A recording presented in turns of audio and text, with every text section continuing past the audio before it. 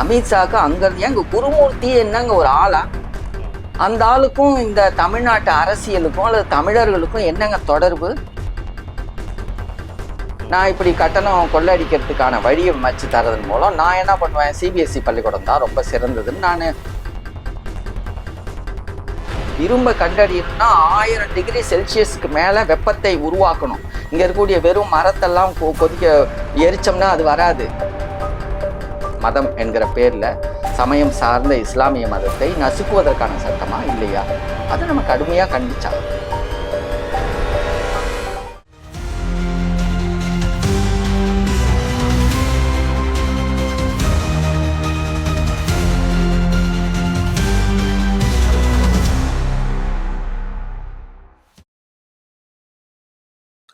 சமீபத்தில் ஒரு தனியார் சேனலுக்கு வந்து துக்ளக் ஆசிரியர் குருமூர்த்தி அவர்கள் வந்து பெரியாரை எதிர்த்தது, சீமான் எதிர்த்ததை பாராட்டி பேசியிருக்காரு. மற்றொரு புறம் பார்த்தீங்கன்னா, அண்ணாமலையுடன் நீங்கள் சொல்வது போல சீமான் அவர்கள் வந்து மேடையில் கலந்து கொண்டது அனைவருக்குமே தெரியும். தற்போது சூழல்ல வந்து சீமான் பாரதிய ஜனதா கட்சியுடன் கூட்டணி வைப்பார் அப்படின்ற ஒரு பேச்சு பரவலா போயிட்டு இருக்கு. அரசியல் வைக்கலன்னு நினைச்சாதாங்க அது தப்பு. நமக்கு என்ன ஒரு அறியாமை என்ன இருக்குன்னா, கூட்டணி உடனே 2 பேரும் நாங்க சேர்ந்து கூட்டணி வச்சிருக்கிறோம், எங்களுக்கு இத்தனை தொகுதின்னு. நீங்க என்னென்ன பேசணும், சீமான் என்னென்னலாம் பேசணுங்கிற திட்டங்களை வகுத்து கொடுக்கறதே குருமூர்த்தி உள்ளிட்ட ஆட்கள் தான். அது வெளியே தெரியாம உள்ள நடந்துட்டு இருக்குது. இதுக்கு பேர் கூட்டணி இல்லையா? நாம் தமிழருங்கிற கட்சி பேரை யார் வாங்கி கொடுத்தா? குருமூர்த்தின்னு வெட்ட வெளிச்சமா சான்றுகளோட வெளியே வந்திருக்குது. அவரு தான் வாங்கி கொடுத்துருக்கிறார் அந்த பேரை. ஆதித்தனார் பயன்படுத்திட்டு இருந்த பேரை குருமூர்த்தி தான் அந்த கட்சியினுடைய உரிமை பொறுப்பை நாம் தமிழருக்கு வாங்கி கொடுத்தாரு. அமித்ஷாக்கு அங்கிருந்து எங்க குருமூர்த்தி என்னங்க ஒரு ஆளா? அந்த ஆளுக்கும் இந்த தமிழ்நாட்டு அரசியலுக்கும் அல்லது தமிழர்களுக்கும் என்னங்க தொடர்பு? தமிழ்நாட்டில இருந்து வரக்கூடிய வடநாட்டுல இருந்து வரக்கூடிய அமித்ஷா போய் 1 மணி நேரம் காத்து கிடந்து குருமூர்த்தியை பாக்குறாரு, 1 மணி நேரம் உட்காந்து பேசிட்டு வராரு. அப்ப என்ன பேசுறீங்க? யாரை குழிபறிக்கிறதுக்கான வேலைகள் நடக்குது? தமிழ்நாட்டை தமிழ் இனத்தை குழிபறிக்கிறதுக்கான திட்டத்தை இங்க போடுவீங்க. அந்த குருமூர்த்தியோட இவர் தொடர்பு வச்சிருப்பாரு. அந்த குருமூர்த்தியினுடைய எடுபடியா இருக்கக்கூடிய பாரிவேந்தரோட போய் உட்காந்து கொண்டாடுவாரு. இதெல்லாம் தமிழர்களுடைய ஈடேற்றமா? இதை பத்தி கேள்வி கேட்க கூடாதா? நீங்க பேசுறது திமுக திராவிடம் வந்து திராவிடம் வந்து நம்மளை அழிச்சிருச்சு, தமிழன்கிற உணர்ச்சி வேணும். திராவிடங்கிற பேர்ல அவங்க தமிழுக்கு எதிராக வேலை திட்டம் போட்டுக்கிட்டு செஞ்சிருந்தாங்கன்னா இந்த வேலை செய்யறீங்க நீங்க தவறுதலா சுட்டி காட்டுங்க. தமிழ்நாடுங்கிற பேரை கொண்டு வந்தது மட்டுமல்ல, திருவள்ளுவரனுடைய பேரு சேர சோழ பாண்டியன்னு வண்டிகளை விட்டது. தமிழ் பெயர்களை எல்லாரும் தமிழ்ல தான் பேர் வச்சுக்கணும்னு கட்டாயப்படுத்தினது அவங்க 1967 இருந்து. வள்ளுவருக்கு கோட்டம் கட்டினது, வள்ளுவருக்கு சிலை வைத்தது, பூம்புகார்ல கோட்டம் கட்டினது. தமிழுக்கான வேலை திட்டங்கள்னு அவங்க செய்ததெல்லாம் எடுத்து பார்க்க முடியாதா? அதுக்கு முன்னாடி விநாயகர் அகவல் தான் பாடப்பட்டது. தமிழ்நாடு அரசுன்னு போட்டு, தமிழ்நாடு அரசு கூட கிடையாது, மெட்ராஸ் ஸ்டேட்னு போட்டு அதுல வந்து அரசுனுடைய விழாவில் எடுத்தோன்னே விநாயகர் அகவல் அப்படின்னு பாடுவாங்க. விநாயகர் அகவல் பாடிதான் தொடங்குவாங்க. தமிழ் தாய் வாழ்த்துன்னு ஒரு நடைமுறை வந்தது யாரால? இவங்களால தானே. இவங்க மாற்றங்களே செய்யலையா? இந்த சூழல்கள்ல சில தவறான போக்குகள் இருக்குது. கடந்த காலங்களிலும் சில தவறுகள் இழைச்சிருக்காங்க. அந்த தவறுகளை சுட்டி காட்டுவோம், அதுதான் சொல்ல வரோம். தவறுகளை சுட்டி காட்டி சரியை செய்ய வைப்பதற்கு வலியுறுத்துவோம், நம்ம போராடுவோம். அதை செய்யாம நீ வந்து திராவிடம், அப்புறம் அவன் யாரை நீங்க வாழ்விக்கிறதுக்காக உங்களை திராவிடம்னு பகைக்க வைக்கிறீங்க? பார்ப்பனியத்தை வாழ வைக்கிறதுக்காகவா? பாரதிய உச்சி முகர்றாருங்க. ஏங்க பாரதிதாசன் ஒருத்தர் இருக்கிறதே தெரியாதா? பாரதிதாசன் தெரியாது, பாவலர் பெருஞ்சித்தனார் தெரியாது, உங்களுக்கு பாரதியார் பெரியவரா?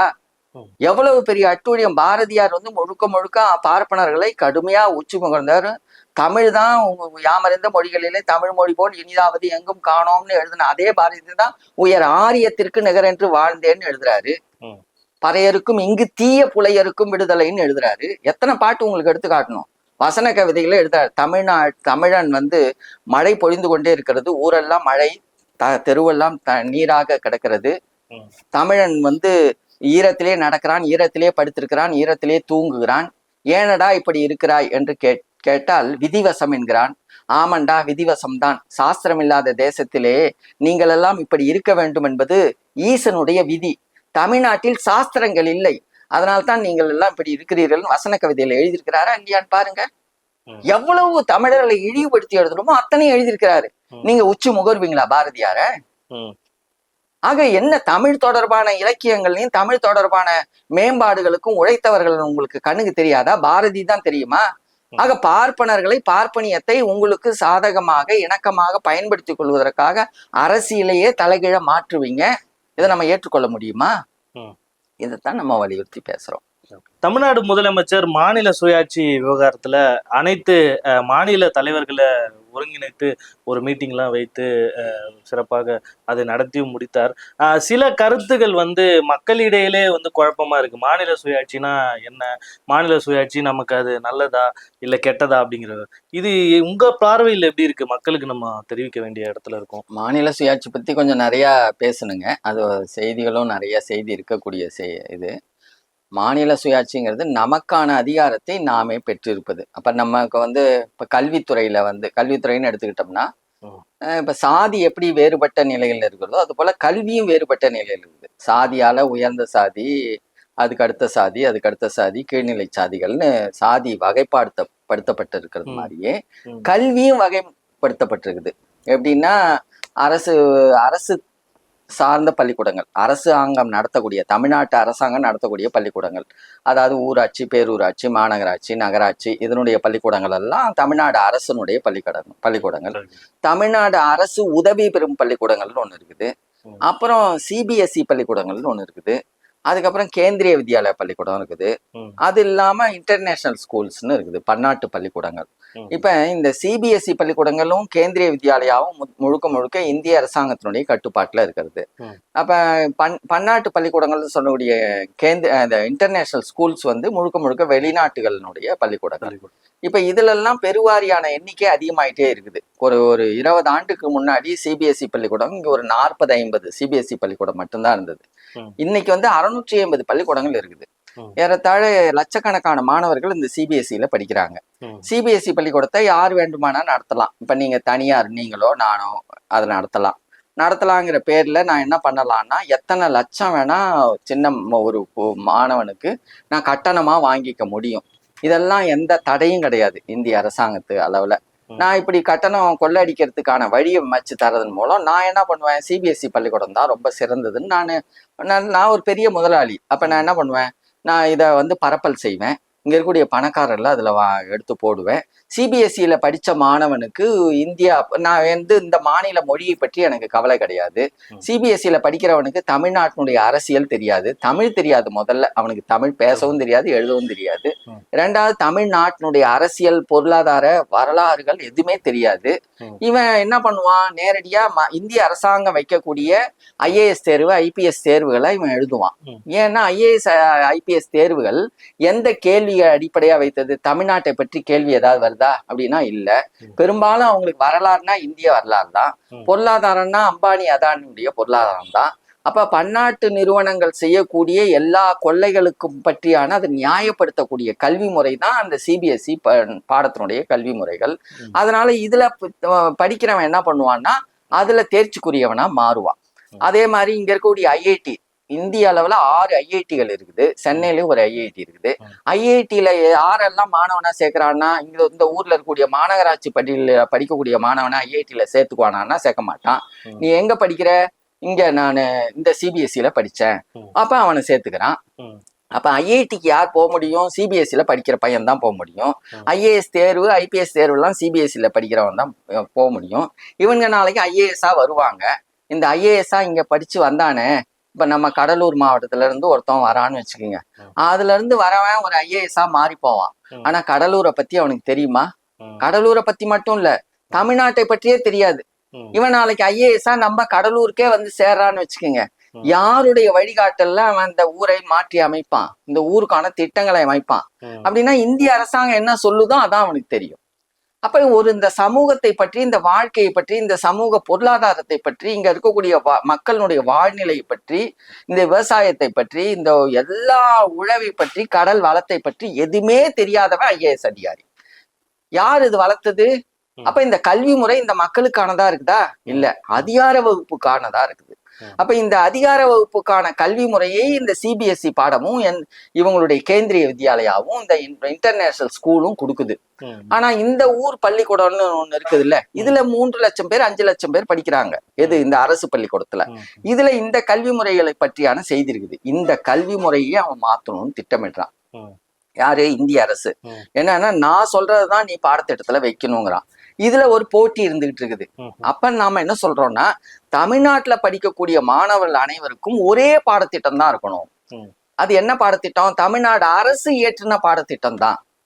அப்ப எல்லாருக்கும் ஒரே வகை கல்வி முறை இருந்ததுன்னா இதுல யாரு நல்ல திறமையுடையவர்கள் யார் திறமையற்றவர்கள்னு கணிக்க முடியும். இதுல திறமையானவர்களை வச்சுக்கிட்டு உயர்கல்விக்கு அனுப்பலாம், அதிகாரிகளா அனுப்பலாம். ஆனா நீ நல்லா ஒருத்தவன் வளமா இருக்கிறவனுக்கு மீண்டும் மீண்டும் உணவை கொடுத்து அவனை செழுமையாக்குறதும் எளிய மக்களை புறந்தள்ளி வைக்கிறதுமான நடைமுறை இந்திய அரசு செய்யும் பொழுதுதான் கல்வி உரிமை முழுக்க முழுக்க கடந்த காலங்கள்ல ஒண்ணும் வேண்டாம். நம்ம கல்லணை கட்டுனாங்க. கல்லணை 2000 ஆண்டுகளுக்கு முன்னாடி கட்டப்பட்டது. ஏன் எத்தனையோ கட்டுமானங்கள் நம்மளுடைய இதுல இருந்து, நம்ம தஞ்சை பெரிய கோயில் 1000 ஆண்டுகளுக்கு முன்னாடி கட்டப்பட்டது. இதெல்லாம் யாராவது பொறியியல் படிச்சுட்டு கட்டினாங்களா? எல்லாம் இங்க இருக்கக்கூடிய அடிப்படை அறிவு. 2000 ஆண்டுகளுக்கு முன்னாடி கடல் கடந்து இங்க இருந்து அரபு நாடுகளுக்கும் ஈராக்குக்கும் ஈரானுக்கும் ஏன் எகிப்துக்கும் எல்லா இஸ்ரேலுக்கும் இவன் போயிருக்கிறான், வணிகம் செய்திருக்கிறான். இங்க இருக்கக்கூடிய பல்வேறு கனிம வளங்களை எடுத்துக்கிட்டு போய் வணிகம் செஞ்சிருக்கிறான். 5000 ஆண்டுகளுக்கு முன்னாடி இரும்பை கண்டறிஞ்சிருக்கிறான். உலகமே இரும்பை கண்டறிவதற்கு முன்பாக இரும்பை கண்டறியணும்னா 1000 டிகிரி செல்சியஸுக்கு மேல வெப்பத்தை உருவாக்கணும். இங்க இருக்கக்கூடிய வெறும் மரத்தெல்லாம் கொதிக்க எரிச்சோம்னா அது வராது. அப்ப 1000 டிகிரி செல்சியஸ் வர வைக்கிற அளவுக்கு வெப்பத்தை உருவாக்குகிற அறிவை அவன் பெற்றிருக்கிறான். நல்லா பாத்துக்கணும். அப்ப இந்த கடல் கடந்து போகிற அறிவு, வானியல் அறிவு, மருத்துவ அறிவு, எல்லா அறிவுகளும் வளர்ந்திருந்த தமிழ்நாட்டினுடைய அந்த அறிவு எங்க? இப்ப அந்த அறிவு எங்க? சரி, இன்னைக்கு அதை விடுவோம். இன்னொரு பக்கம் இன்னொரு இடத்துல பார்ப்போம். ISRO இருக்குது, இந்தியன் ஸ்பேஸ் ரிசர்ச் ஆர்கனைசேஷன். எங்கெல்லாம் இருக்குது? உத்தரப்பிரதேசத்துல இருக்குதா? நாகாலாந்துல இருக்குதா? காஷ்மீர்ல இருக்குதா? பஞ்சாப்ல இருக்குதா? இல்ல. அவனுடைய ராக்கெட் ஏவுதளமே ஹரிகோட்டாவில இருக்குது, ஸ்ரீஹரிகோட்டாவில. பெங்களூர்ல இருக்குது, நம்முடைய கன்னியாகுமரி மாவட்டத்துல இருக்குது. ஏன் தெற்க இருக்குது? சரி, இந்த ISROல வரக்கூடிய அதிகாரிகள் இயக்குனர்கள்லாம் யாரெல்லாம் வந்திருக்கிறா? இந்த ஒரு 10 ஆண்டுகள் எடுப்போம். மயில்சாமி வந்திருக்கிறாரு. எல்லாம் தமிழர்கள். மீறி போனா ஒரு சிலர் மலையாளி வருவாங்க. அந்த மலையாளியும் பழந்தமிழர்கள் தான். அப்ப ஏன் ஒரு உத்தரப்பிரதேசக்காரர் வரல? நம்ம அவங்கள குறைச்சு மதிப்பிடல. இவனுக்கு இயல்பாவா பண்டை காலம் தொட்டு 2000-3000 ஆண்டுகளா வானியல் அறிவு இவன்ட்ட இருக்குது. அந்த வானியல் அறிவினுடைய அறிவு பலம் இவன்ட்ட இருக்குது. இததான் சொல்ல வரோம். என்னன்னா, நம்முடைய அறிவு, நம்முடைய உழைப்பு, நம்முடைய கனிம வளங்கள், நம்முடைய விளைச்சல், நம்முடைய கல்வி எல்லாம் நாம் தீர்மானிக்கிறதா இருக்கணும். தமிழ்நாட்டுடைய கரும்புக்கு விலை நிர்ணயம் பண்றது யாரு? தமிழ்நாட்டுடைய நெல்லுக்கு விலை நிர்ணயம் பண்றது யாரு? நெல்லு எப்படி விளையும்னு டெல்லியில உட்கார்ந்து இருக்கிறவனுக்கு தெரியுமா?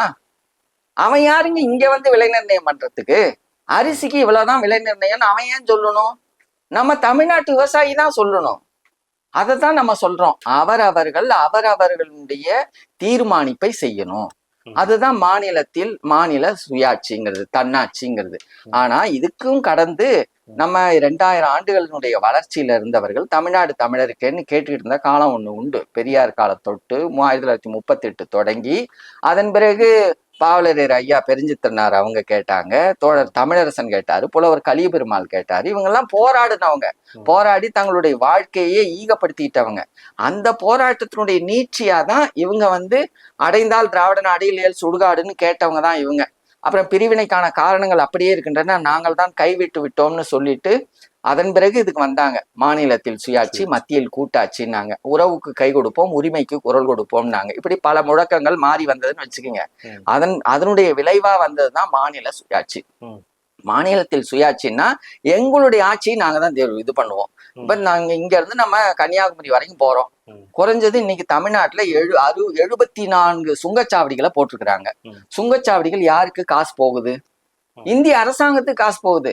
ஏன் நம்ம ஊர்ல நம்ம தொழிலாளி போட்டான் இந்த சாலையை. நம்ம தொழிலாளி நம்ம ஊர்ல கிடைக்கக்கூடிய கல்லை வச்சு, நம்ம ஊர்ல கிடைச்ச அந்த கண்ணை பெட்ரோலினுடைய தாரை வச்சு இவன் போட்டது. இதுக்கு எதுக்கு அவனுக்கு காசு கொடுக்கணும்? நம்மள்ட்ட பணம் இல்லையா இந்த சாலை போடுறதுக்கு? நீ எதுக்கு இங்க வந்து உன் பேர்ல இங்க சாலையை போட்டு விட்டுட்டு அதுக்கு நீ சுங்கச்சாவடின்னு வச்சு ஒரு நாளைக்கு பல 1000 கோடி ரூபாய் எல்லாரும் யாருக்கு இது கொடுத்துருக்குற, ஒப்பந்தம் கொடுத்துருக்குற? டாட்டாவுக்கும் அம்பானிக்கும் அதானிக்கும் கொடுத்து வச்சிருக்கிற அந்த சுங்கச்சாவடியை மொத்த குத்தகைக்கு எடுத்துக்கிறதுக்கு. அந்த மொத்த குத்தகையை எடுத்துக்கிட்டுக்கு லார்சன் டீப்ரோ, எல்என்டி நிறுவனம் உள்ளிட்டு எல்லாருக்கும் கொடுத்து வச்சிருக்கிறாங்க. இவங்கெல்லாம் குத்தகைக்கு வாங்கி இந்திய அரசாங்கத்துக்கு கொடுப்பாங்க. எதுக்கு? ஜிஎஸ்டி. நம்ம வந்து 2 இட்லி போய் கொஞ்சம் பெரிய கடையில சாப்பிடலான்னு 2 இட்லி சாப்பிட்டோம்னா 2 இட்லியினுடைய விலை 20 ரூபாய், 25 ரூபாய், 30 ரூபான்னு வச்சுக்கிட்டோம்னா அதுல 3 ரூபாய் இவனுக்கு ஜிஎஸ்டி கட்ட வேண்டி இருக்குது. நம்ம சாப்பிட்றதுக்கு நம்ம விவசாயி பண்ண அரிசியில இருந்து நம்ம உழைப்பாளிகள் செஞ்ச அந்த இட்லிக்கு அவனுக்கு எதுக்கு 3 ரூபா கட்டணும்? நான் சாப்பிட்டேங்கிறதுக்கு நீ உனக்கு வரி கட்டணுமா? இது கொள்ளையடிக்கிற பெரிய கூட்டம்ல. இந்த கூட்டத்தை தடுத்து நிறுத்துறது யாரு? இததான் அவங்க கேக்குறாங்க. மாநிலத்தில் சுயாட்சி. வரிகள் எதுக்கு போடலாம் போட வேணாங்கிறத நாங்க தீர்மானிச்சுக்கிறோம். எங்க ஊரினுடைய விளைச்சலை நாங்க விலை நிர்ணயம் பண்றோம். எங்களுடைய கல்வி முறையை நாங்க தீர்மானிச்சுக்கிறோம். நீங்க உங்களுக்கு என்னென்ன தேவை உங்களுடைய வேலைகளுக்கு அதுக்கு எவ்வளவு தேவைன்னு சொல்லுங்க, அதை நாங்க கொடுக்குறோம். ஒண்ணும் வேண்டாங்க. கொரோனா காலத்துல இந்த ஊர் அப்படியே அல்லலோகப்படுது. நமக்கு எடப்பாடியினுடைய நடைமுறையில பலது தப்பா கூட தெரிஞ்சது, பலதையும் திறனாய் பண்ணிருக்கும், கண்டிச்சிருக்கிறோம். ஆனா அந்த எடப்பாடி என்ன பண்றாருன்னா, வெளிநாட்டுல இருந்து மருந்தை இவர் நேரடியா வாங்கினார் முதல் முறை. உடனே என்ன பண்ணிட்டான் இந்திய அரசாங்கம், அதை நிறுத்தி நீ நேரடியா வாங்கக்கூடாது, எங்க வழியா தான் வாங்கணும். இது என்ன அட்டூழியம்? எங்க மருத்துவருக்கு, எங்களுடைய நாட்டு மருத்துவத்துக்கு நாங்க வாங்குறதுக்கு நீ யாரு? உனக்கு வழி? நீ அதை வந்து 1 ரூபாய்க்கு வாங்கி 100 ரூபாய்க்கு விற்ப, அதுக்கு ஜிஎஸ்டிங்கிற பேரை போடுவ. இது நான் வந்து உனக்கு கப்பம் கட்டணுமா? ஒன்னும் வேண்டாம். இந்த வீரபாண்டி கட்டபொம்மன்ல சிவாஜி கணேசன் பேசின வசத்தை நம்ம ஊர் மக்கள் எத்தனை ஊரா தின்ன பேசல.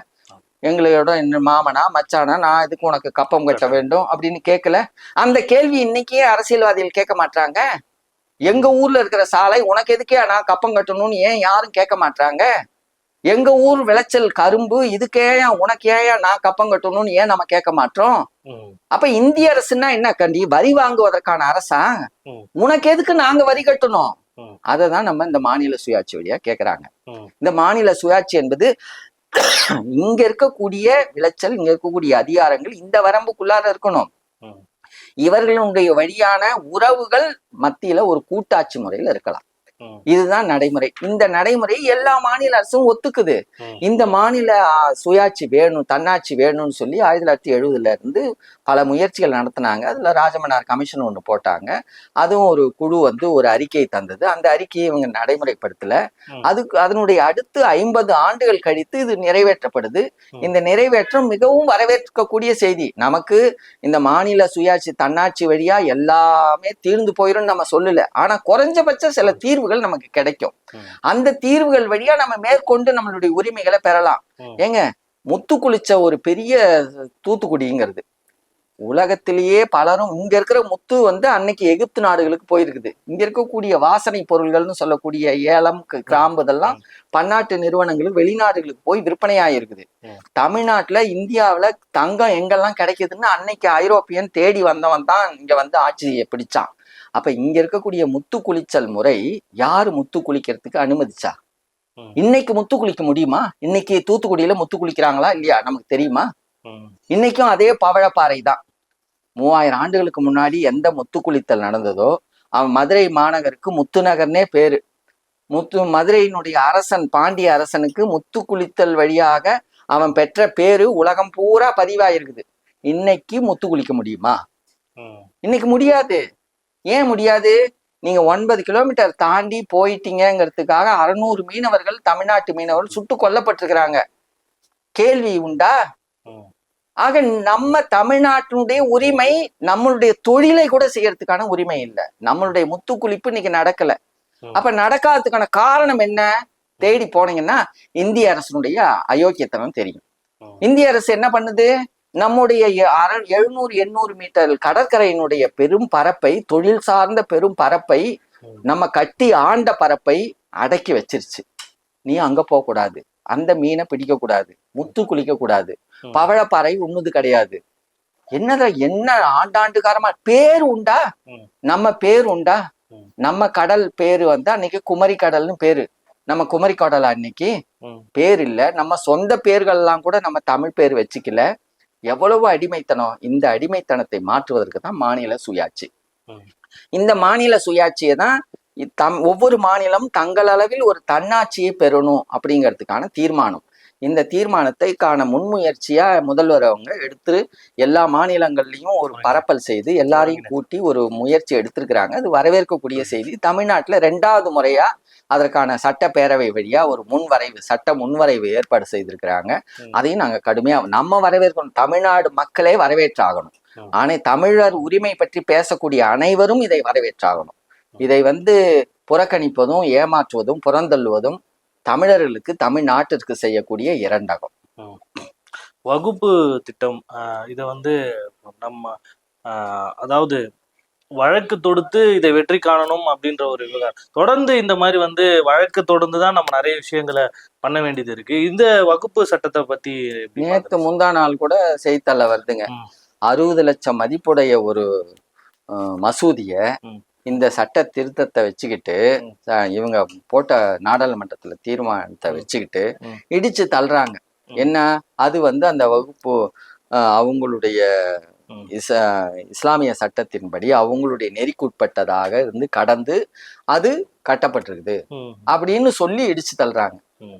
உத்தரப்பிரதேசத்துல பீகார்ல ஒரு 3 வயசு குழந்தைய ஒரு வாரத்துக்குள்ளார நடந்தது. 3 வயசு குழந்தைய தன்னுடைய காவல்துறைக்காரன் போய் கூப்பிட்டு வச்சு நசுக்கி சாகடிச்சிட்டான். அப்ப இவ்வளவு அட்டூழியங்கள் தொடர்ந்து நடந்துட்டு இருக்குது. இஸ்லாமியர்களுடைய பகை உணர்ச்சி. இந்த பகை உணர்ச்சியில அவர்களுக்கா போட்டுக்கொண்ட அவங்களுடைய மசூதி சார்ந்த ஒரு சட்ட திட்டங்கள், அதனுடைய சட்ட திட்டங்களை நீங்க ஆய்வு சரியா நடைபெறுகிறதான்னு ஒரு குழு போடுங்க, ஆய்வு செய்யுங்க. சரியா நடக்காது சுட்டி காட்டுங்க அரசின் வழியா. மாறா அதுல ஒரு இந்துவையும் ஒரு இவங்களையும் நீங்க உள்ள விட்டு அதனுடைய அதிகாரத்தை பின்பற்றுவதுன்னா, சங்கர மடத்துல ஒரு 2 இஸ்லாமியரை போட்டு வைங்களேன் ஆய்வாளரா, சேர்த்துக்குவீங்களா? சங்கர மடத்துல பாப்பான் தவிர வேற எவனாவது சங்கராச்சாரியா வர முடியுமா? சங்கராச்சாரியாவே ஒருத்தன் வர முடியாது. நீங்க அதுல அட்டூழியம் பண்ணுவீங்க. ஆனா அவனுடைய இஸ்லாத்தினுடைய இதுக்குள்ளார மட்டும் நீங்க போவீங்கன்னா இது என்ன சட்டம்? யாருக்குரிய சட்டம் அது? அப்ப இந்த சட்டம் முழுக்க இந்த அதாவது எளிய மதம் என்கிற பேர்ல சமயம் சார்ந்த இஸ்லாமிய மதத்தை நசுக்குவதற்கான சட்டமா இல்லையா? அதை நம்ம கடுமையா கண்டிச்சாகிறோம். இப்ப அர்த்த சாஸ்திரம் என்ன சொல்லுதுன்னா, மக்களை எப்போதுமே மூடர்களாவே வச்சிரு, அறிவுள்ளவர்களா மாத்தாத. அறிவுள்ளவர்களா மாறிட்டான்னா கேள்வி கேட்பான், நீ வாழ முடியாது, உன்னுடைய அதிகாரத்தை செலுத்த முடியாது. அதனால மக்களை முட்டாள்களா வைப்பதற்கான எல்லா வழியும் செஞ்சிட்டு அது மதத்தின் வழியா தான் செய்ய முடியும். அந்த கூத்தாட்டங்கள் எல்லாம் நடத்திக்கிட்டே இருன்னு சொல்றாங்க. அதுதான் செஞ்சிட்டு இருக்கிறாங்க. இது சில முஸ்லீம் லீகுகள், அதாவது பல முஸ்லீம் லீகுகள் இங்க இருக்கும் இடத்துல இப்ப சில முஸ்லீம் லீக் ஒற்றுமை இல்லாத காரணத்தால் ஒற்றுமை இல்லாம இருக்கிறதுக்காகவும் அதுவும் அவங்களே தான் காரணமா இருக்கிறாங்க. எல்லாரையும் காசு கொடுத்தோ அதிகாரத்தை கொடுத்தோ அவங்களுடைய பக்கம் வளைக்கிறது, இன்னொருத்தவங்களுக்கு எதிராக மாத்துறது, நீங்க அவங்களோட சேராத இவங்களோட சேருன்னு இடம் பிரிக்கிறது, இந்த வேலைகளையும் அரசாங்கம் செஞ்சுக்கிட்டே தானே இருக்குது. அந்த சூழ்ச்சிகளாலதான் வென்றிட்டு இருக்கிறாங்க. அப்ப இஸ்லாமியர்கள் அது உண்மையாவே தங்களுடைய மத உரிமைகளுக்காக கிறிஸ்துவர்களையும் அடக்கி வச்சிருக்கிறாங்க. எல்லாருக்கும் அரசுங்கிறதும் அதிகார வகுப்புங்கிறதும் படைங்கிறதும் காவல்துறை என்பதையும் வச்சுக்கிட்டு மிரட்டிக்கிட்டு என்னென்னலாம் செய்ய முடியுமோ அல்லது அவங்களுடைய பணத்தினுடைய வரி அமைப்புகள் இதெல்லாம் ஒழுங்கா கணக்கு காட்டாது, இந்த நெருக்கடியெல்லாம் கொடுத்துதான் அவங்கள நெருக்கி பிடிக்கிறாங்க. அதனாலதான் உடைச்சு விடுறாங்க. சார், தொடர்ந்து திமுகவில் இருக்கும் அமைச்சர்கள் மேல் குற்றச்சாட்டுகள் வந்துட்டு இருக்கு.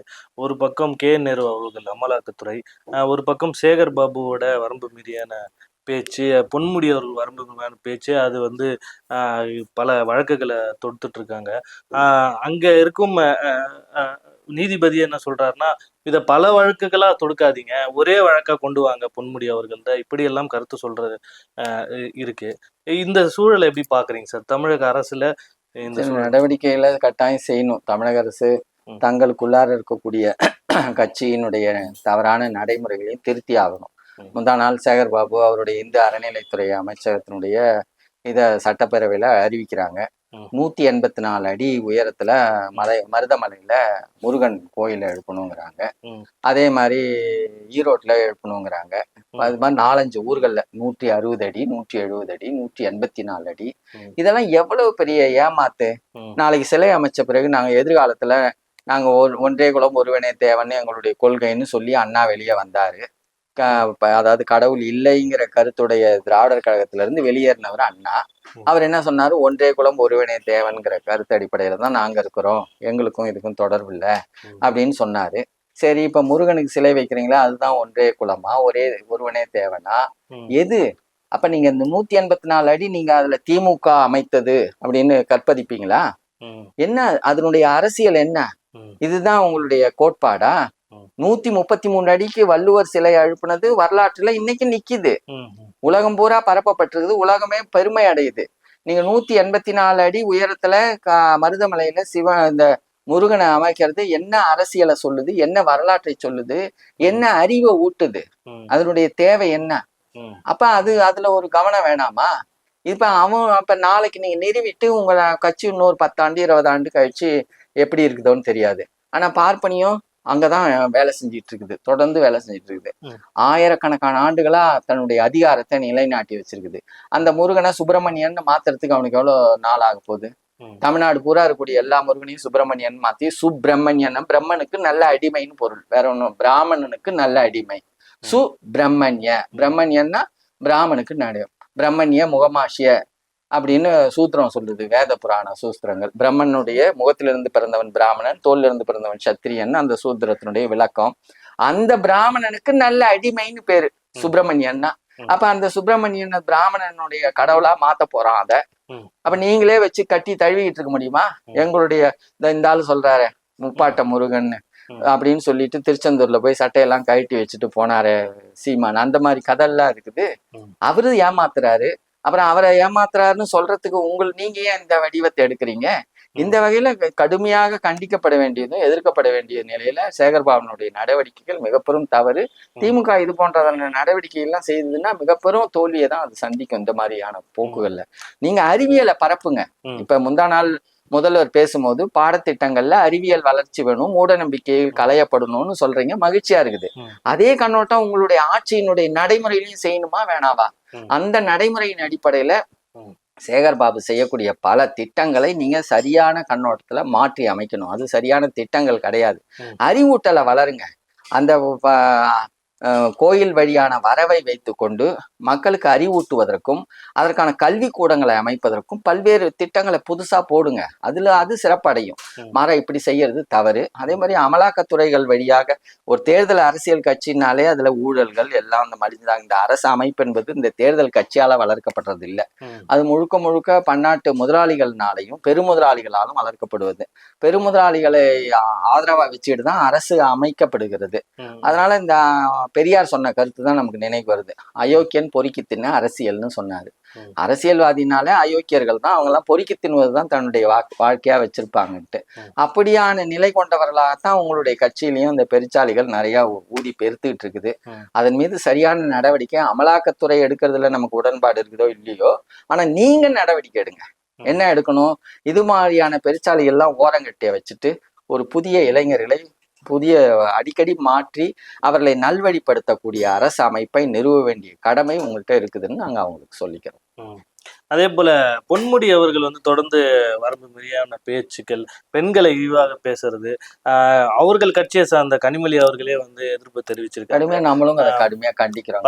பொன்முடியினுடைய அந்த பேச்சுல சில நியாயங்கள் இருக்கலாம். அதாவது பார்ப்பனியம் இப்படி எல்லாம் இருந்தது, வேதத்துல இப்படி எல்லாம் எழுதி வச்சிருக்கிறாங்க, அப்படி சொன்னா அது பொருத்த முடியுது. ஆனா அதுக்காக பல எல்லை மீறிய நிலைகள்ல பெண்களை இழிவா பேசுவதும், பல அரசு திட்டங்களையே இழிவா பெண்களை சுட்டி காட்டி சொல்லுவதும் மிக பெரும் கண்டனத்துக்குரியது. அதனால அவங்களும் நடவடிக்கை எடுத்திருக்கிறத நம்ம வரவேற்கணும். அந்த நடவடிக்கை போதுலன்னா மேற்கொண்டு வலிவான நடவடிக்கை எடுக்கணுங்கிறதையும் வலியுறுத்திக்கிறோம். இந்த மாதிரி செயல்கள் தான் பாரதிய ஜனதா கட்சி எளிதாக தமிழ்நாடு உள்ள நுழைவதற்கு காரணமா இருக்காங்க. பாஜக எங்க சந்து விழும்லாம் அவன் பார்த்துட்டு இருக்கிறான். பாரதிய ஜனதா பொறுத்த வரைக்கும் எந்த இடத்துல சந்து விழும் நம்ம உடனே நுழையலாம் அப்படிதான் அவனுடைய நோக்கம். அப்ப இந்த மாதிரியான மெலிவுகள் எங்கெங்க எந்தெந்த கட்சிக்குள்ளார நடக்குதோ அதுக்குள்ளாரெல்லாம் கட்டாயம் நுழைவான். அதனால நுழையிறாங்கிறதுனால அவன் பெரிய யோக்கியன் இல்லை, இதை விட மோசடியான அயோக்கியன் ம். ஆனா அவன் இதை பயன்படுத்திக்காததுக்கு இடம் விடாம இவர்கள் கட்டாயம் நடவடிக்கை எடுக்கணும் அப்படிங்கிறத நம்ம சொல்ல வரோம். அதனால நீங்க வலிமையானவரா இருந்தா தமிழர்களுடைய, தமிழ் தேசத்தினுடைய, தமிழ் நாட்டினுடைய, தமிழ் மொழி இனத்தினுடைய உரிமை மீட்பதற்கான ஒரு கட்சி என்கிற நிலையில நீங்க உங்களை அடையாளப்படுத்துவது மட்டுமல்லாமல் நடைமுறைப்படுத்திட்டு வரீங்க. மேற்கொண்டு வலிமையான அளவுல நடைமுறைப்படுத்தினீங்கன்னா அவன்லாம் யாருமே நுழைய முடியாது அப்படிங்கிறத அவங்கள்ட்ட ஒரு எச்சரிக்கையாகவும் வேண்டுகையாகவும் சொல்லிக்கிறோம். நிச்சயமா ஐயா, நடப்பு அரசியலை பற்றி நிறைய விஷயங்கள் நல்லாவே நீங்க வந்து சொன்னீங்க, விரிவா இருந்தது, மக்களுக்கும் நிறைய புரிஞ்சிருக்கும் நினைக்கிறேன். மீண்டும் ஒரு நிகழ்ச்சியில சந்திக்கலாம் ஐயா. உங்கள் நேரத்துக்கு நன்றி. கட்டாயம், மகிழ்ச்சி, ரொம்ப நன்றி. செங்களத்தினுடைய இந்த புதிய முயற்சி மிக பெரும் வலிவான நிலையில் வளர வேண்டும் என்று கேட்டுக்கொள்கிறேன். நல்ல மகிழ்ச்சி. நன்றி. மகிழ்ச்சி.